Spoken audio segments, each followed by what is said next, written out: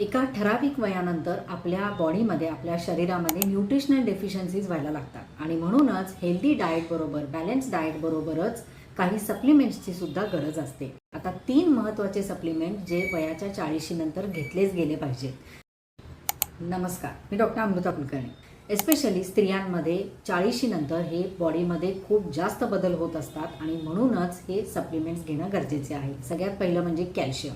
Calcium आपल्या बॉडीमध्ये अतिशय गरजेचं असतं, हाडांच्या निरोगी वाढीसाठी असेल किंवा हाडांच्या सगळ्या तक्रारींवर अतिशय उपयुक्त असतं। तर एस्पेशली स्त्रियांमध्ये 40 नंतर ऑस्टिओआर्थरायटिस, रुमॅटॉइड आर्थरायटिस असे हाडांचे वेगवेगळी दुखणी आणि झीज ही चालू होते आणि म्हणूनच कॅल्शियम घेणं हे अतिशय गरजेचं असतं। दुसरं ओमेगा 3 फॅटी ॲसिड। आता ओमेगा 3 फॅटी ॲसिड हे गुड फॅट्स आहेत आणि एस्पेशली स्त्रियांमध्ये 40 नंतर जे सध्या ब्रेस्ट कॅन्सरचं प्रमाण खूप जास्त वाढत चाललेलं आहे, तर हे प्रिव्हेंट करण्यासाठी ओमेगा फॅटी ॲसिड खूप महत्त्वाचे आहेत। तर स्त्रियांनी 40 नंतर ओमेगा फॅटी ॲसिडचे सप्लिमेंट यासाठी नक्की घ्यावे।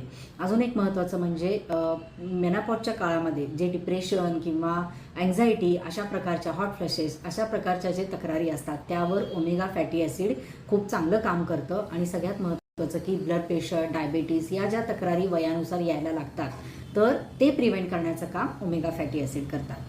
यानंतर तिसरं म्हणजे बी व्हिटॅमिन्स। आता बी व्हिटॅमिनमध्ये सगळ्यात महत्त्वाचं म्हणजे B12। आता B12ची डेफिशियन्सी सध्या खूप कॉमन आहे आणि म्हणूनच व्हिटॅमिन बीचे सप्लिमेंट्स तुम्ही नक्की घेऊ शकता।